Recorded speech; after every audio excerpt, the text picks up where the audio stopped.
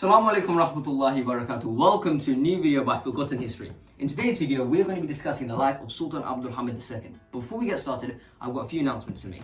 Firstly, make sure to subscribe to Simple People. This is a new channel I've started with my mate. It's a football podcast. He got this Man United team. Oh my. What Pep would have done at Man U? He wouldn't even been. Pep would have done nothing at Man U without the money. All the clubs, all the clubs. Your support so much. I finally hit 275 subscribers. I would never be in this position without the support from you guys. So Jazakallah. Inshallah, I'll hit 300 subscribers very soon, and we'll continue growing. Thirdly, as you can see, there's a face reveal. I haven't made a video with a face reveal, but if you've been following Simply Ball, which I put on my story on Instagram before, you will know that this is what I look like. Assalamu alaikum. And yeah, that's all the announcements done. So I think we can get started straight away on the video of Sultan Abdulhamid. So Sultan Abdulhamid II was the 32nd Sultan of the Ottoman Empire. He ruled from 1876 to 1909, and technically in his last year he was almost like a puppet sultan when the Young Turks had taken over because of the Young Turk Revolution. So the Young Turk Revolution, which we'll talk about in a moment, was basically a way of making a constitutional monarchy where the sultan would have little to no power and the government and state would mainly be run by an actual constitution. And with the two last sultans of Mehmed V, and Mehmed VI, they were very much constitutional monarchs and they had very little power. They were mainly figureheads, and it was just to show that the Ottoman Empire was still alive. And they were actually the caliph, but they had little power. And they would be the ones who would be able to call for war. And they mainly be used as a scapegoat because the state at this point was run by the three pashas. But moving on, let's go back for a second. Sultan Abdulhamid, before he even became sultan, he was known for traveling. So in 1868, he traveled to England, and he was traveling around Europe with his uncle, Sultan Abdulaziz, who was ruling at the time.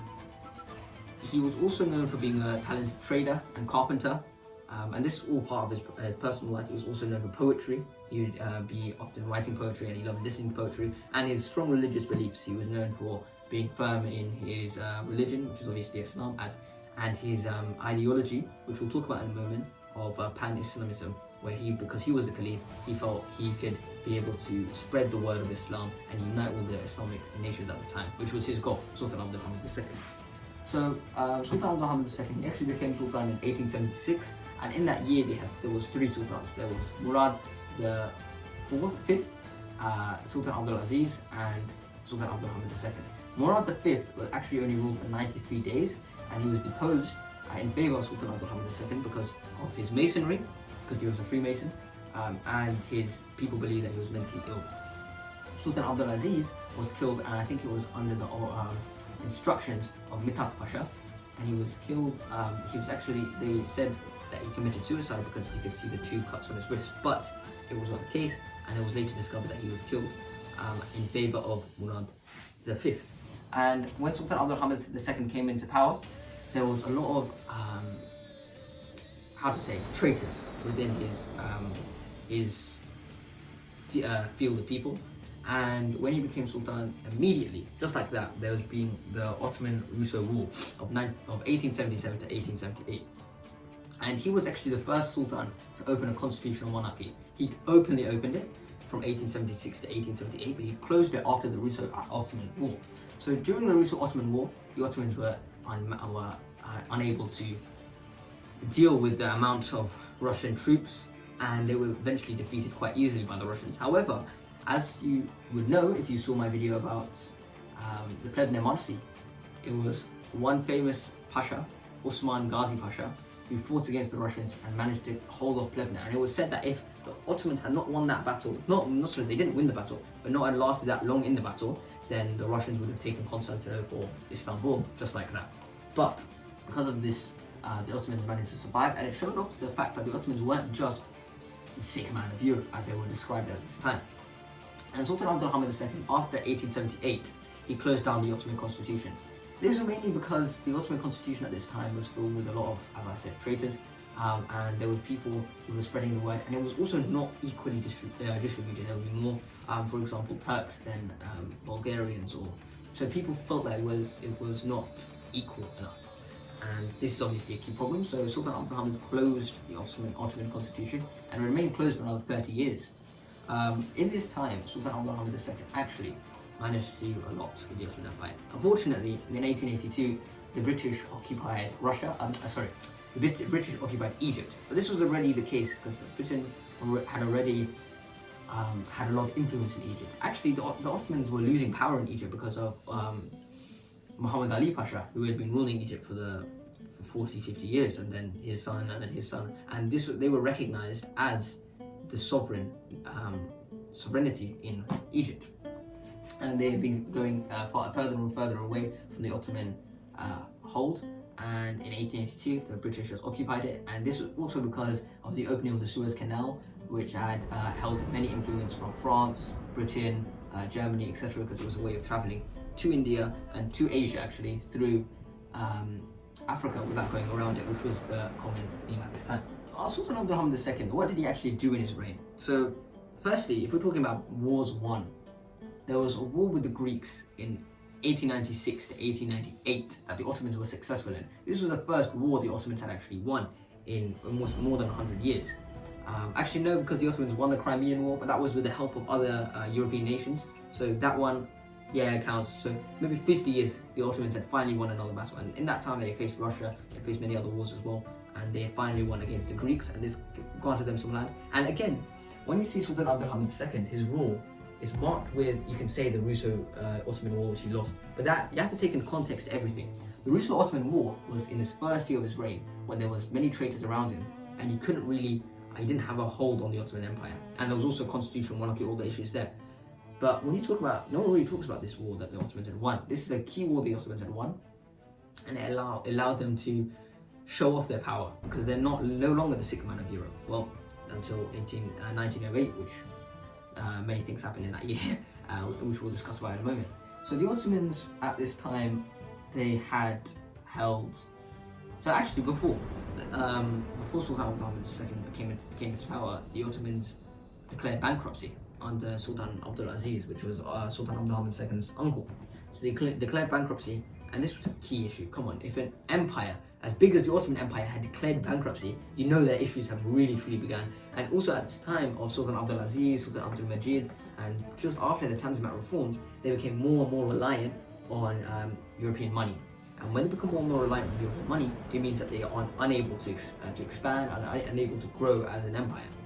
And it's around this time that Sultan Abdulhamid II, when he came in, he paid off 95% of all the Ottoman Empire's debt that they had accumulated in Europe. To put this into context, most of the time debt would be paid over 100 years between two to four rulers. But Sultan Abdulhamid paid almost all of the Ottoman debt they had gathered in Europe in only 33 years. And that's got to be one of the greatest things that Sultan Abdulhamid II has done. Also, he was known for his key role in education, because realistically at this time, we have to be honest, instead of whitewashing Ottoman history, we have to be honest, Sultan Abdulhamid II's Ottoman Empire was very behind the rest of Europe, behind the rest of the world, because they didn't accept the technology. But however, when Sultan Abdulhamid II came in, he began cooperating with other European nations. He began sending a lot of young students to France, but also he began a new Ottoman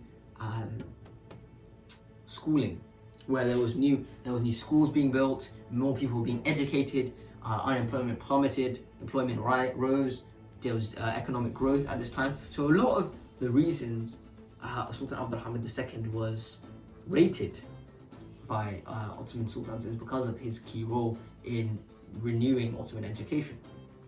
And of course there was some controversies. We have the Hamidian massacres and stuff like that. However, I will not go into that in this video. When also talking about Sultan Abdulhamid II, we must talk about his role in keeping the Ottoman Empire together. This is a key thing that happened, because without Sultan Abdulhamid II, it's clear that before 1900s the Ottomans would have fell apart. Because as soon as Abdulhamid II was deposed, 10 years later the Ottomans had ended. Khalas.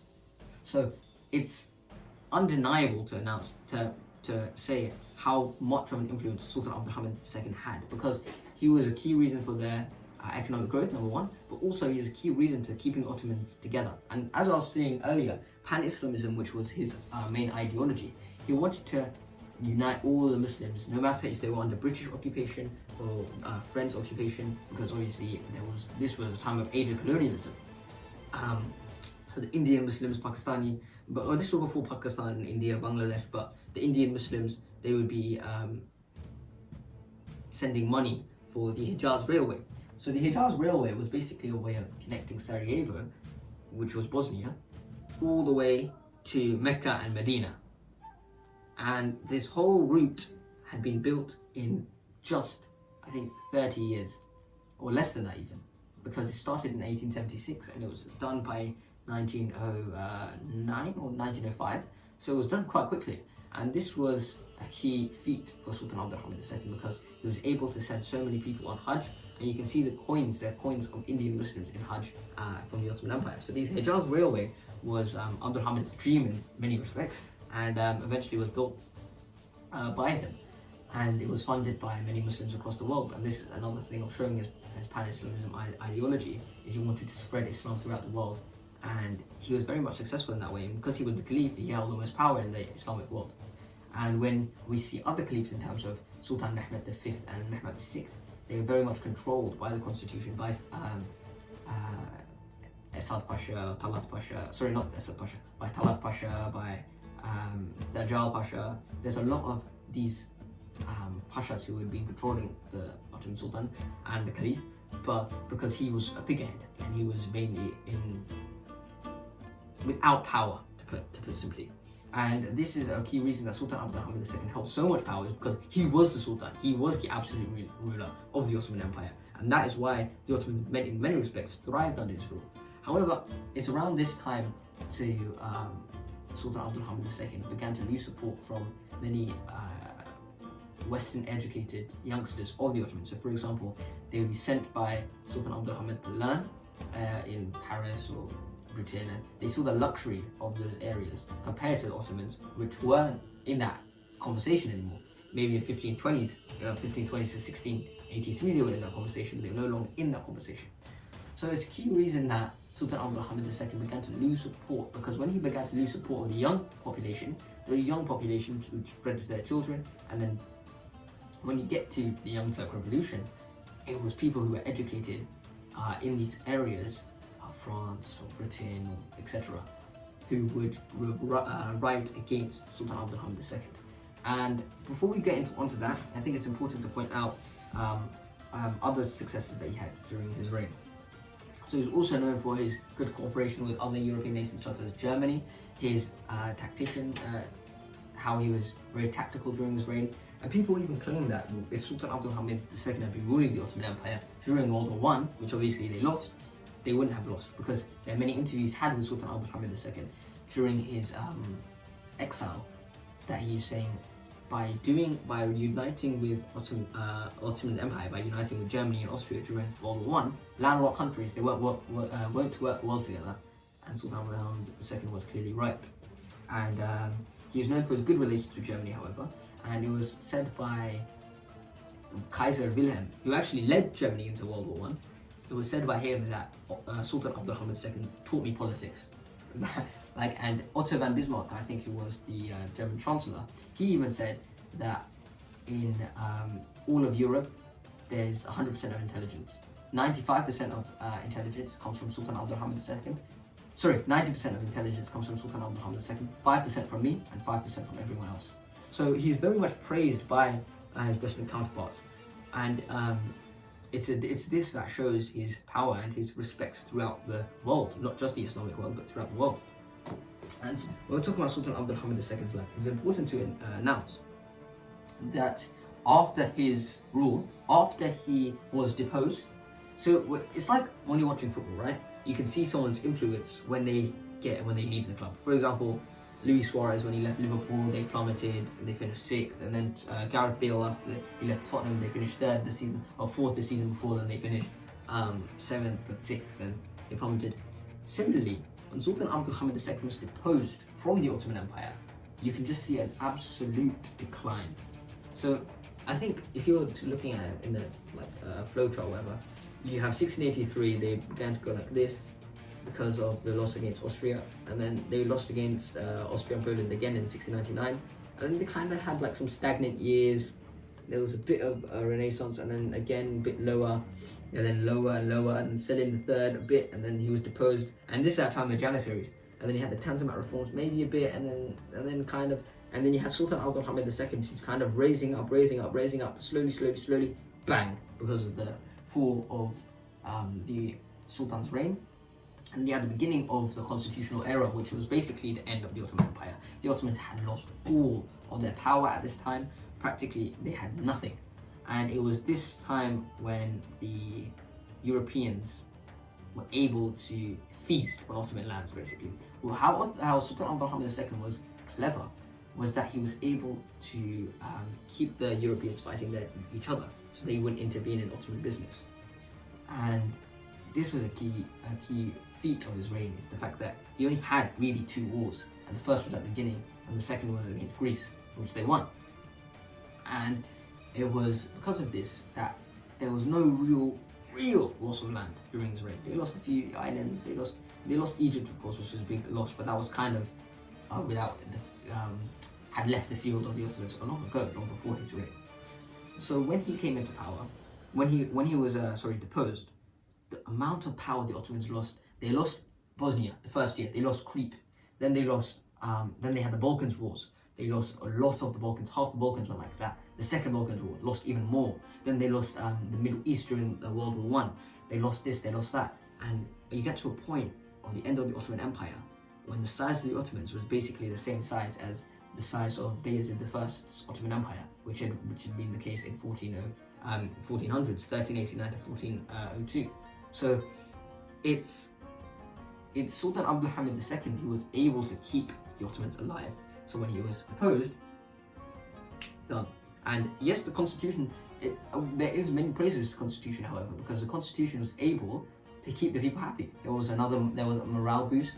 You can definitely see that they were becoming more westernized. Their education, I think, when talking about education, it's a bit of a sticky one because Sultan Abdulhamid II was doing a lot for education. But there were some aspects where the Ottomans were improving.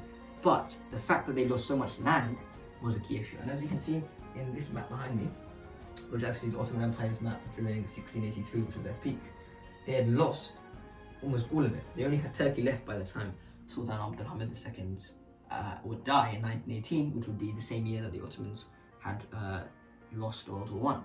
Also, I think it's another important thing is to announce, sorry, I keep saying announce, to explain his relationship with Theodor Herzl. So Theodor Herzl is seen as the father of Zionism. I'm not going to get into political things, but if you watch my other videos, you know my stance on Zionism. But he's the father, and he is seen to have gone to Sultan Abdulhamid II in, I think it was 1904. He presented himself to Sultan Abdulhamid II, and he asked for land in Palestine, basically. And he asked, give us a bit of Palestine, and we'll pay off the rest of your debts in Europe. So at this time, Sultan Abdulhamid II had paid off, I think, 80%, because by the time he was deposed, which was another 5 years, he paid off 95%. But at this time, maybe 85%. And they still had 150 million pounds left. And that time, 150 million pounds. You think of today how much 150 million pounds is. Back then, it would have been so much. Maybe triple or quadruple what it was now. And Theodor Herzl said, I'll pay off all your debts. And Sultan Abdulhamid II turned to him and said, I cannot give a land that does not belong to me. It's not his land. He's just a sultan. It's not his land. He said, it does not belong to me. It belongs to the people of my religion. It belongs to Islam, which was Palestine. And he said, if the only way you can take our land is by cutting up our bodies, that's the only way you can take our land. And it's this sternness that is why he was revered by the Europeans and loved by his people until, unfortunately, the revolution. And I think I've discussed enough of Sultan Abdulhamid II's life. This video has gone on for almost 20 minutes.